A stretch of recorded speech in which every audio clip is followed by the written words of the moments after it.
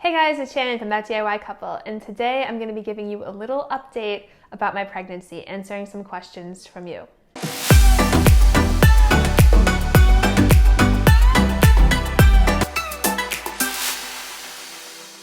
So a lot of people have been asking questions about my pregnancy. Right now I am 34 weeks pregnant, so I'm really in the home stretch, final trimester. And I would say that the most common question that I've gotten on Instagram and on YouTube throughout this pregnancy is whether or not I have been maintaining a bright line eating, whole food, plant-based diet during this pregnancy. So the answer is not exactly. No. No. So as a lot of you guys know, we both lost 100 pounds, and I lost about the first 50 going whole food plant-based and another 50 staying whole food plant-based but adding the concepts of bright line eating, which is no sugar, no flour, measured meals, and no eating between meals.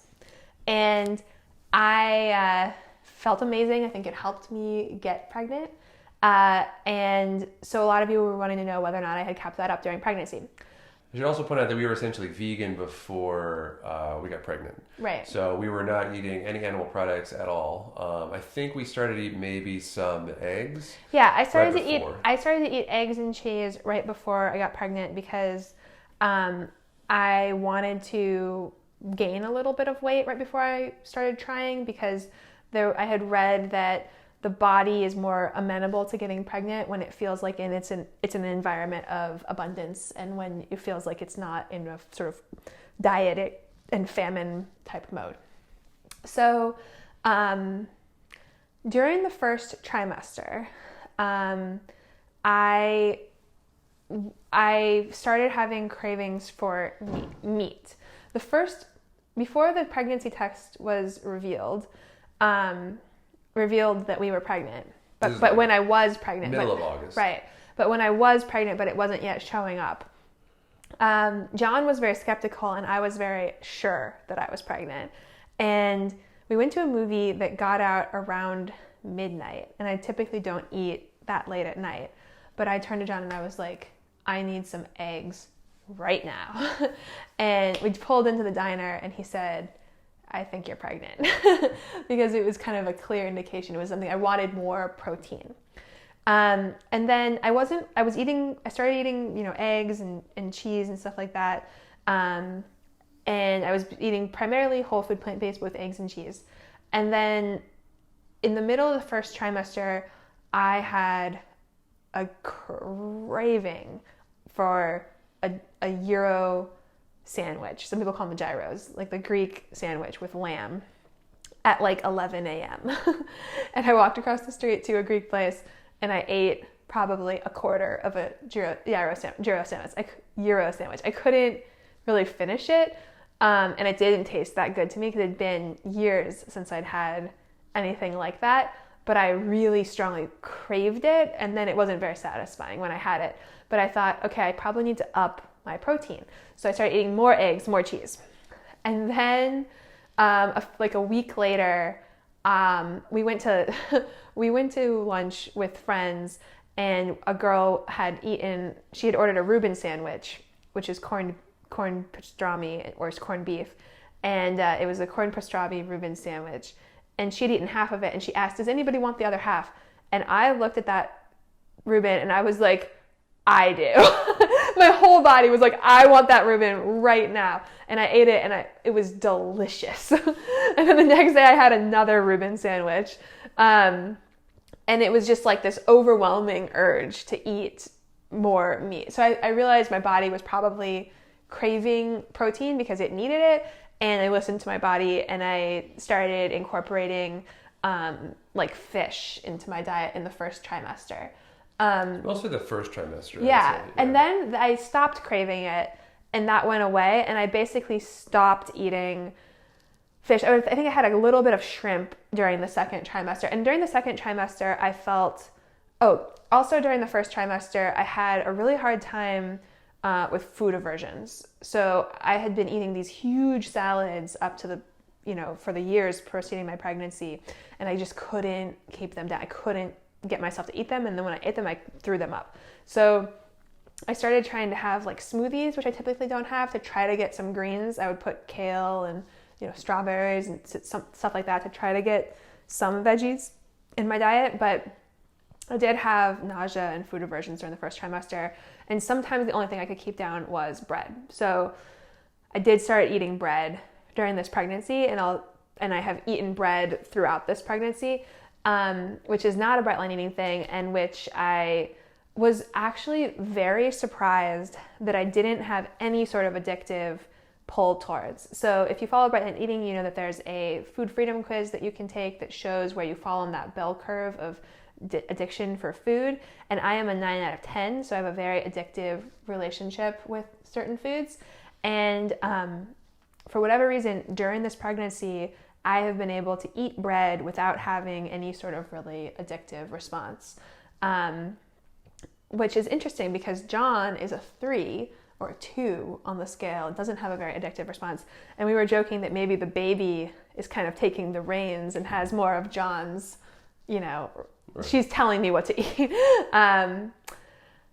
So I started eating bread. I started eating a little bit of fish and things like that. I really didn't eat meat, except for those.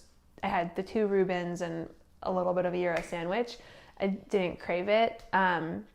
But during the second trimester, I started eating healthier again. I started craving my salads, my fruits, and I would say that the hormonal kick that you get in the second trimester is just an insane amount of estrogen. So I was actually feeling really empowered and beautiful and doing a lot of self-care and feeling just very good. And now in the third trimester, I would say... We're like halfway through the third trimester, maybe a little bit more, yeah. I've been wanting salads still eating some bread, eating a lot of rice, eating a lot of garbanzo beans, things like that.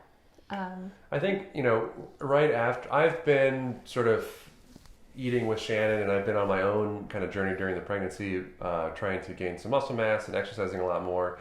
So I too have been eating just more quantities of food than I've eaten before. Still salads a lot, but I've also been eating bread with Shannon as well, kind of together at meals. And I think one big observation that we had is like we were almost really excited for the baby to come because then we're going to really clean up our diets. And I think both of us are going to lose weight quite a lot. I've gained some weight, hopefully mostly muscle, but definitely some fat.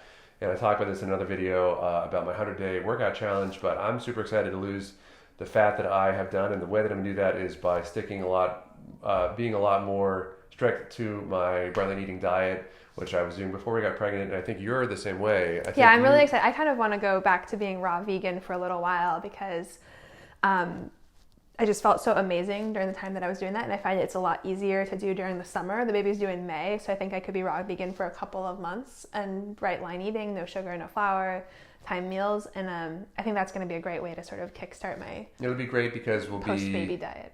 It'll be great because we'll be at home on your maternity leave. We can cook. We can have time together, time to prepare the meals that we want, really get back to the diet that we were eating before Shannon got pregnant. We're still eating, I would say, a super healthy diet, a lot of greens, a lot of vegetables, a lot of beans, which is the same diet that we were eating beforehand. But I think we would like to just clean it up. Clean it up around the edges. Yeah, not eat as much wheat or any flour, which we started to do. And like you said, go back to like a strict vegan diet. I think I would like to go back to more of a vegan diet. I've been mostly vegetarian. I didn't have the same meat cravings because I don't have the same hormonal shifts that Shannon had. But I've been eating meat. I have been eating eggs and cheese and things like that, just as a way almost to get protein and just have more calories for my workouts. But yeah. Okay, so the other question that I generally get is, how are you feeling? And I would say that during the first trimester, I felt frumpy and disheveled and a little bit of body dysmorphia. It was hard for me to see my body change in a way that wasn't clearly that I was pregnant yet. It just kind of looked like I was fat.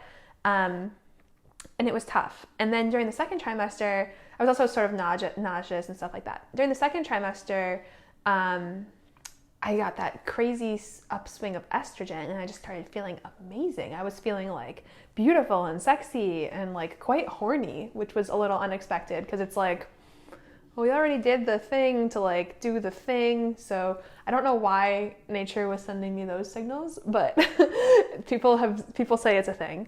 And then in the third trimester, I've been feeling good, optimistic, happy, but just especially towards the middle of it, where we're at now, the middle of the third trimester, towards the end of my pregnancy, I've finally been feeling somewhat uncomfortable. Like my body is just, so big. Yeah. I've just gotten really big, and it's hard for me to bend down. I'm getting a little bit of heartburn.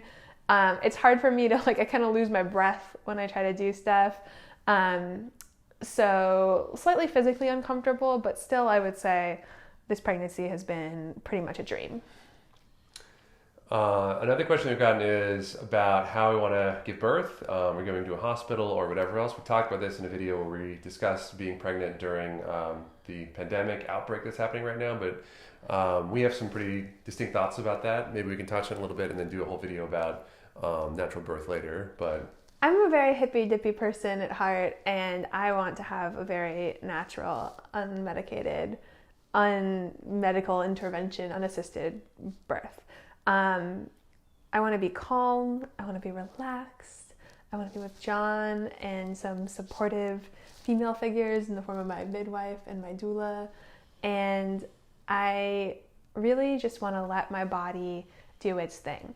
My feeling is that birth is a natural progression of human evolution, and it's a natural extension of sex and love. And all of those things are very biologically driven and not something that we have to overthink.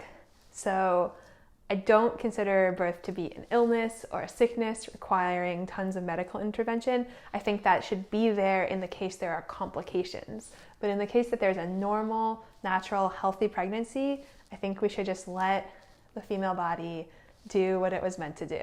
So when I was 12 or 13, and it was time for me to hit puberty, I didn't require like a medical team to come and put their hands on my shoulders and say, now is the time, Shannon, that you should start being interested in the boys around you because, at some point you're going to have to reproduce with them. No, it was like every single hormone in my body was like, boys! Boys! And it wasn't something anyone had to tell me to do. I was built to do it. I was programmed to it. And when I fell in love with John, when you meet somebody that it's going to be a good birth partner, there's no doctor there with his hand around your shoulder being like, maybe you should consider dating this one. He seems tall and smart and sensitive and nice. Maybe this would be maybe this is a good choice for you. I would highly recommend. I'm gonna write you a script. I would recommend that you go and you try to make contact with that young man. No, it was just I saw him and I wanted him, these are natural processes that you don't have to overthink. So, and then the same with sex, right?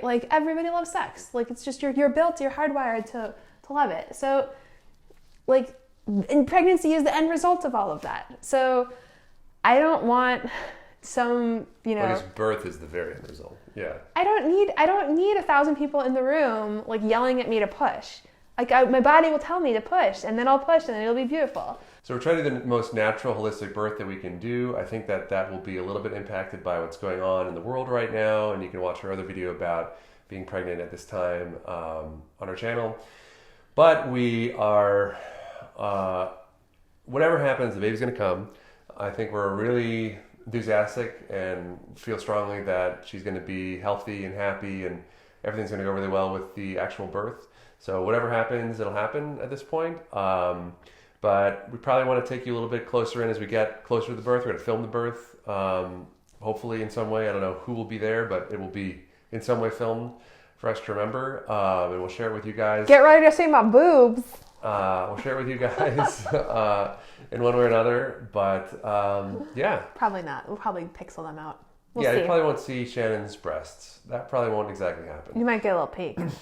Well. Until next time, guys. Do well and always make things better. Oh.